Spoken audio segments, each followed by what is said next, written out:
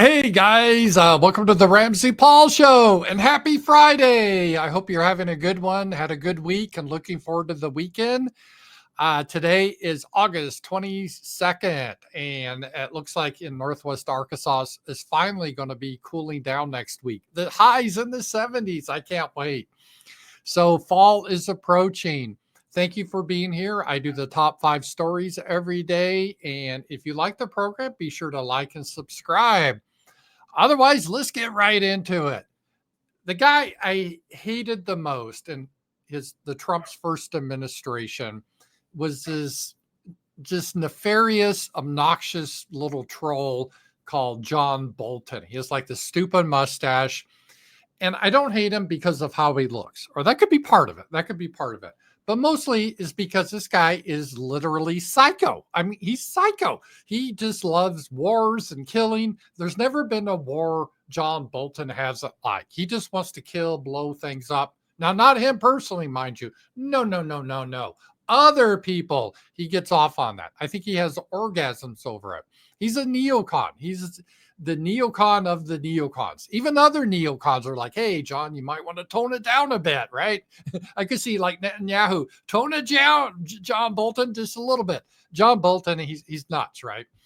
And he hated Trump, has always hated Trump. So what did Trump do in his first administration? Hey, John, come on my administration as National Security Advisor. Yeah, I know you hate me, but come on. And we disagree with our vision of America first. Bad, no worry, come on.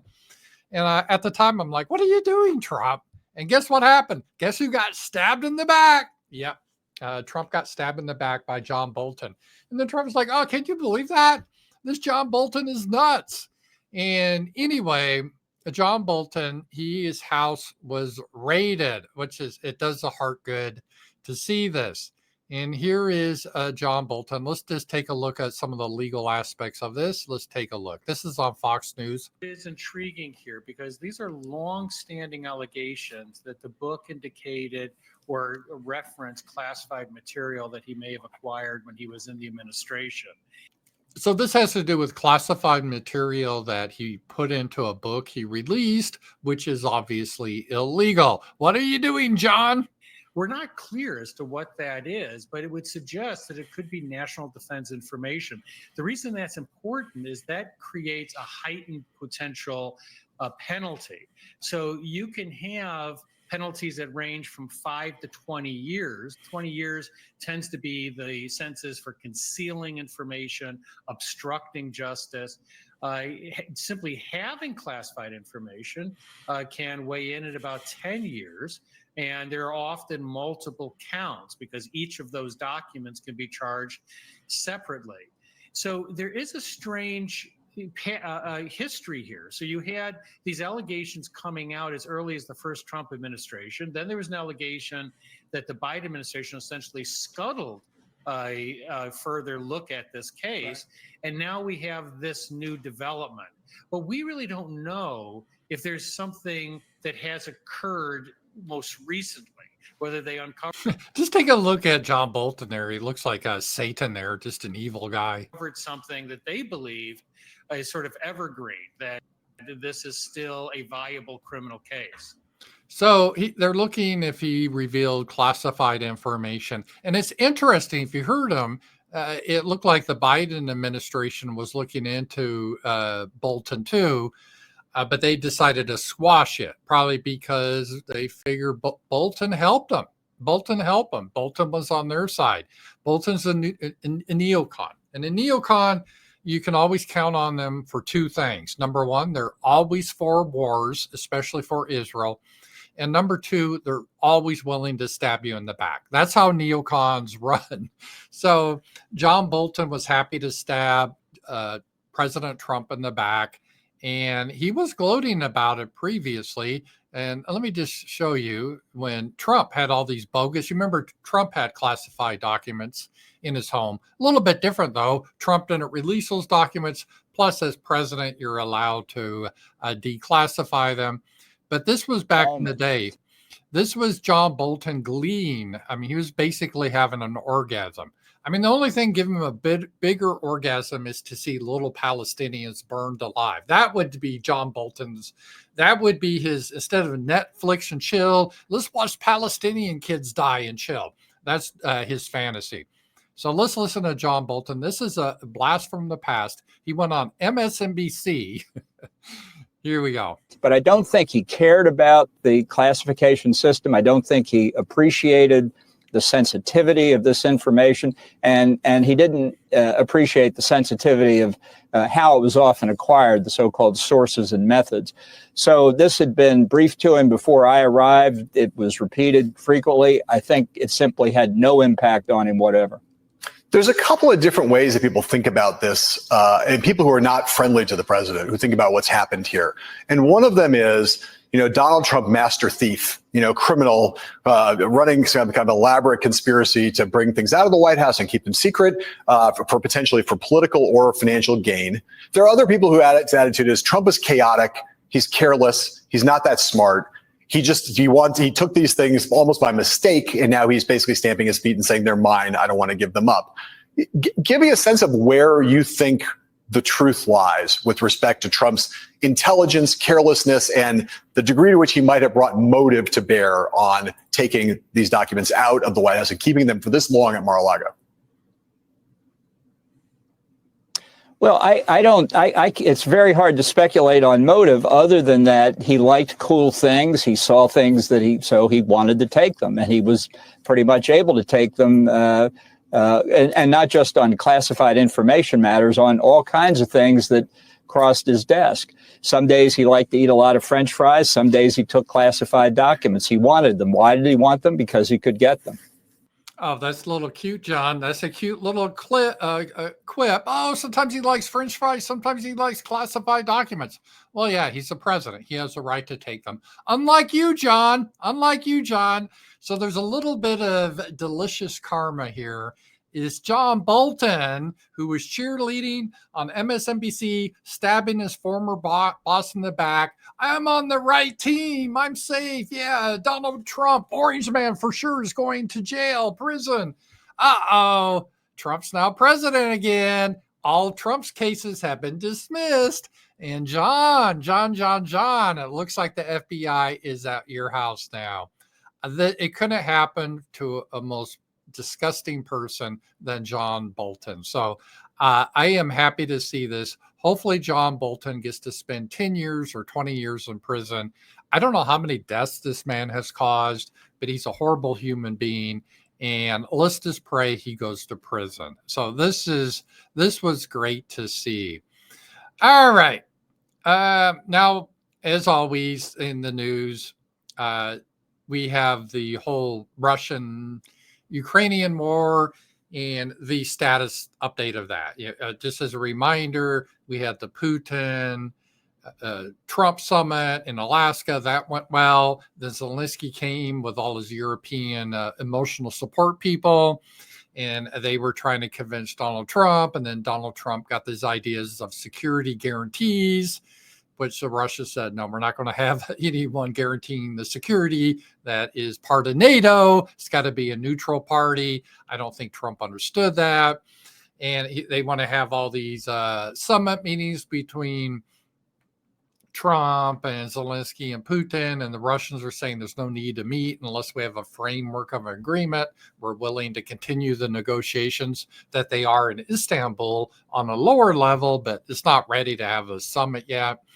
And I think Trump's getting frustrated because he thought he could just end the war immediately. So Trump now, one of the things about Trump, he is a pendulum, right? He goes from one side to another. When he meets Putin, it looks like they're lovers, they're best friends. But then when he meets Zelensky and the Europeans, he's like, yeah, you're right, I hate Putin. So it's kind of chaotic and schizophrenic. And maybe there's a method to the madness, or maybe that's how Trump is. I'm not really quite sure which. But one of the things the White House posted, this was from Donald Trump, is Donald Trump is trying to show he was a badass to Putin by like pointing to him. And it's black and white. So that makes it even worse.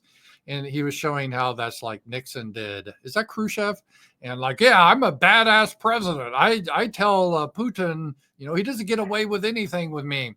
And I don't think he was really mean to Putin here. I think he was like, hey, you got something on your tie, because Putin there is just kind of smirking. But anyway, he posted that to try to look, I'm not Putin's bitch. Putin better watch out for me.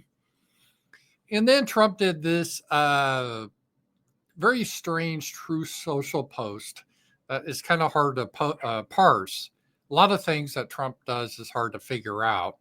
And this is one. All right. So he's saying here, it is very hard, if not impossible, to win a war without attacking an invader's country. It's like a team of sports that has a fantastic defense, but is not allowed to play offense. There's no chance of winning. It is like that with Ukraine and Russia. Well, I don't know exactly what Trump means here, because Ukraine has attacked Russia. They have sent drones and attacked Russian territory, and they actually invaded Russia proper in Kursk. If you remember that, they actually went into, it wasn't even former Ukrainian territory, it was Russian. And those troops have been defeated. The Russians have defeated them with the help of North Koreans. Ukraine has attacked, so I'm not quite sure what he's saying here. Now, their attacks have been beaten back, but at least they have tried. Crooked and grossly incompetent Joe Biden would not let Ukraine fight back and only defend. How did that work out? Well, Ukraine was never in a position to go on the offense. I don't know what he means by that. Regardless, this is a war that would have never happened if I were president. Zero chance. Interesting times ahead. Trump always ends with this, like, it's not my wall. It's not my war. This is Joe Biden's fault. Well, to me, this is getting a little old. Trump had the opportunity on day one to wash his hands of this war. He did. And the American people would have supported him. The neocons like John Bolton and Lindsey Graham, they would have screamed, but who gives a shit what they say? He had his ability to get away from it. But Trump, he wanted to be peacemaker, and he's been through all these iterations, and he gets deeper and deeper in. So you can really read this Truth Social post in two different ways, depending on how you want to parse this. One is that you can see this as a sign Donald Trump is saying or giving a green light to Ukraine that they should start attacking Russian targets, which they already do. They send drones into Moscow and other things. So they don't really have the ability to do an offensive now into Russia. Their last one was defeated. But it sounds like he's encouraging him to do that, and Biden wouldn't allow him to do it. That could be one reading of it. The other reading could be more sophisticated, meaning, hey, Ukraine, if you're in a position you can't attack, and you're not in a position you can attack because Russia's a lot stronger, a lot bigger, there's no way you can win this war. So Ukraine, you need to get the best deal you can. I'm not sure which way Trump, he was trying to signal this. I really don't. But those are the two different spins that you can take place, that you can really take with that. And then the Russians responded the other night. They did an attack. I think this was a facility near Odessa. This is an American plant.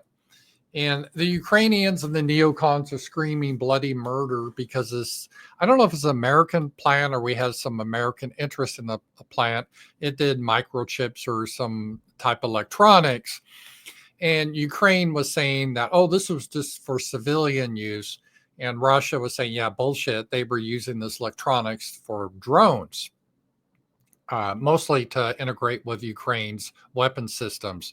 So it's a fair target. And here's how it looked like before the attack, and this is how it looks like now. So Russia pretty well destroyed it. And it's got the neocons all upset. And what's interesting, the first thing I thought about this is, remember 3 years ago, all the media was telling us that Russia was out of missiles. I guess they have some more now, because they're able to strike pretty much anywhere in Ukraine. And where's the vaunted Ukrainian air defense? Where's the Patriot missiles? They're not to be seen. So that was what happened there. There was an American, or at least partially American interest plant that was destroyed that did electronics. And that's where that is. Now, Trump has come out since then. And this is what he said today. And with Trump, you never know. He goes back and forth. But he said he'll give Putin a couple of weeks. Well, a couple of weeks. Wasn't there a deadline beforehand that Putin had to make peace by like August 2nd? And if he didn't agree to a ceasefire, there would be bone-crushing sanctions, secondary sanctions on China and India. And then when August 2nd came up, he sent Witkoff to Moscow, and that was all forgotten about. And there was no sanctions, at least on China at all. There were some weak ones on India, and the whole ceasefire thing, it just disappeared. It's like, forget about that. It was like the most important thing ever. We got to have a ceasefire. And then it was like, and never mind. And then they decided to meet in Alaska, and they're all pals, and all these sanctions were forgot. So now he has another deadline. He will give Putin a couple of weeks to meet with Zelensky. And again, Putin doesn't want to meet with Zelensky for a couple of reasons. Number one, they don't want to meet unless there's already a work of a peace deal. Why meet when they're not even close? Like Putin, they consider Donbass and Crimea to be 100% Russia. They're not giving that back. Ukraine considers that all their territory. They're not going to compromise. So what's the point of meeting? And it's a little bit more tricky because according to the Russians, Zelensky's not even legitimate. He's not the legitimate leader of Ukraine because based on their own constitution, he didn't have elections. He canceled the elections. So he's kind of a illegitimate dictator. So Trump is saying here, okay, you got to meet together. And then I'm going to make a decision on what we do. Whether or not it's massive sanctions, again, we can't put more sanctions on Russia. There's just no way we can. They're already at max. Or massive tariffs. I guess he means that on China or India, but that would mostly hurt us. And I've explained why. We depend on China for many things like rare earth minerals that we need for our weapon systems, or both. Or we do nothing and say it's your fight. Now, this is a key line right here. Or we do nothing and say it's your fight. This is a way of Trump washing his hands of this matter. So I think what Putin and the Russians are going to try to do is try to show they're the flexible one, and it's Zelensky that's being difficult. He won't compromise. So because the Russians would love the idea of Americans saying, we don't want to be involved with this anymore. And so we will see what Trump does, but I hope that's what Trump does. That will be the best thing possible. So that was the number 2 story, Trump trying to get tough with Russia. Okay, the number 3 story, Megyn Kelly she's a commentator. I know Sasha always likes to listen to her. And she had Marjorie Taylor Greene on. And Marjorie Taylor Greene gave her position about Israel. Like, hey, I love Jewish people and I'm not opposed to Israel, but I think we need to put America first, not Israel first. And whenever you say anything like that, it's like, remember, why must we suffer so? She's just so anti-Jew. She's a hater. She just has hatred in her heart. This is really bizarre. So it looks like the lobby, the very powerful lobby that's not supposed to exist. If you say this lobby exists, how can you say that? We don't have any power. And don't you say that. Otherwise, we'll ruin you. We'll destroy you if you say we have any power. That's their official line. That's ridiculous. But anyway, she's being threatened now by the lobby. Megyn Kelly has a choice right now. She can either keep her credibility, that means following the Israeli line, or she could follow the path of right-wing grifters who have made it their mission to bash Israel without logic or facts. And so this is another threat, how they try to censor Americans. I think a lot of their values, honestly, as we see with the ADL, they're not compatible with America. They don't really believe in free discussion, free speech. They believe that we need to consider them better than everyone, that they're beyond criticism. We have to get their country anything they want. Their country can do whatever they want, including genocide, and we better support it. Otherwise, they'll destroy us. And it's outrageous. And so they're threatening Megyn Kelly now that she better mind herself. And how dare she platform someone like Marjorie Taylor Greene and say that maybe America should put America first. And as we saw, as I did an earlier broadcast, my top 5, the ADL came out and said, if you're an American that believes America should be placed first, doesn't mean you're against other country. And maybe you have other countries, different priorities, but America should be first. That is, you're anti-Jew. You're anti-Jew if you believe that. That's just wicked, and we shouldn't tolerate that.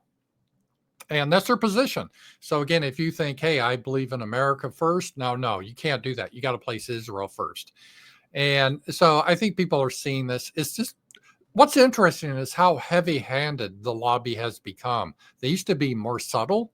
I don't know. There's a crisis in competency. The late, great Z-Man used to always say that. And he was right. Even our enemies are not as good as they used to be. Years ago, they had a lot of power, but it's a little more subtle behind the scenes. Now they're just out in the open telling people like Megyn Kelly, well, we're going to tell you who you can have on your show. And how dare you have this evil Jew hater, Marjorie Taylor Greene on your show? And, Megyn Kelly's probably, she says she doesn't hate Jews. She likes Jews. She just doesn't think we should put Israel first. What? If you don't put Israel first, that's hate. And so people are seeing through that is ridiculous. So that is the number 3 story is the lobby going after Megyn Kelly for daring to put on a member of Congress. All right, the number 4 story, and this is good, is we had that guys from India, some truck drivers, and they were here illegally, and they decided, I guess they failed all their tests, but the guy decided, I'm going the wrong way on the highway. So I've done that, right? You're like, I missed my exit, damn it. I've done that, right? And so what does a normal person do? A normal Western person? Oh, well, I guess I got to go to the next exit and turn around. Oh, shit, the next exit is 2 miles down the road. Oh, what are you going to do? I've done that many times. Not people from India. What does he do? He decides to just turn it around across the median. Of course, when he did that, he caused an accident and killed a family of 3. And so Marco Rubio, they're pausing all worker visas for commercial truck drivers as an increasing number of foreign drivers is endangering lives of Americans and livelihoods of American truckers. Because again, in those third world countries, they may have officially rules, but no one obeys the rules. They just drive however they want. They don't really care about life. The guy, after he did it, killed the family. He was like, oh, whatever. That it's a different world than ours. And so that is a problem there because of that. And then this gets to a bigger problem, though, than just these illegal truck drivers. We have, and I'm getting this from Charlie Kirk. And if you look here, Charlie Kirk actually follows me. I'm impressed. So, hi, Charlie. The press is flipping out because the Trump administration has announced it's reviewing all 55 million foreigners with visas in America. Right away, I'm like, 55 million? Why are there 55 million foreigners in? Get them the hell out. So anyway, they're going to review it to see who has committed crimes or other misconduct that would justify removal. And we shouldn't have this many in anyway. I mean, there needs to be a drastic look at that. They need to go home. We have enough people here. If you bring these people out of the country, this creates more jobs for Americans. It makes housing more affordable. And this is also to protect them from white supremacy. They say how evil America is, white supremacists. Well, they can go back to their country and do their they can groove with people of color. They can change lanes across the median and kill people. And just, they don't have to be hassled by it.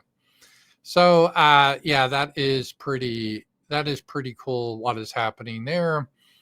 And so that is happening. And this all came about because of that one guy that decided to, kill a family of 3 because of his driving. Illegal too. All right. And the last thing is, this just came in. Trump decided to clear a lot of these Epstein files. And because I think that a lot of interest in this has kind of dropped, to be honest. But Trump said, okay, I'm tired of this. Just release whatever. I don't care. And Ghislaine, is that how you pronounce the name? Ghislaine Maxwell, in her testimony, says Trump was never inappropriate with anyone, as was a perfect gentleman in all respects. So this whole rumor that Trump was involved with Epstein's pedo island, it was all bullshit. And I always thought it was. That's not the way. Trump has his faults, but that's not one of them. So I think it got part of this, as I said a long time ago, it was Trump's fault because they kind of made up the conspiracy theory that Epstein had this whole client list he was blackmailing. And that may have been overstated a little bit. There's no doubt he engaged in underage teenage girls. I mean, again, they weren't like 8 or 9. They're like 16, 17-year-old girls. I'm not excusing it, but I'm just saying, putting in perspective. At his island, and some of them may have partied and slept with some of his guests. But the idea he was running a blackmail operation, he had a whole client list, maybe a Google Doc or Google Sheets. I'm going to list all my clients. He didn't do that. And but it looks like that Trump was not involved with any of this stuff. So, all right. So we'll just review the top 5 stories. The number 1, chief warmonger neocon John Bolton house was raided by the FBI. That's delicious. Number 2, Trump decided now he's acting tough with Russia. He changes every week. 1 week he loves Russia. Second week he hates Russia. So now he hates Russia. The third top story is the lobby threatened Megyn Kelly for putting Marjorie Taylor Greene on the show, because how dare you have someone on that thinks that you should put America first? Doesn't she realize how much pain that causes them? Number 4, the visas to all commercial truck drivers are paused, and they're actually going to review all the visas of 55 million people that are running around in this country that probably shouldn't be here. And number 5, it looks like he's been cleared in the whole Epstein thing, at least according to Ghislaine Maxwell. So those were the top 5 stories of the day. And again, thank you guys for being here. I do appreciate it. And I will talk to you guys later. Bye-bye.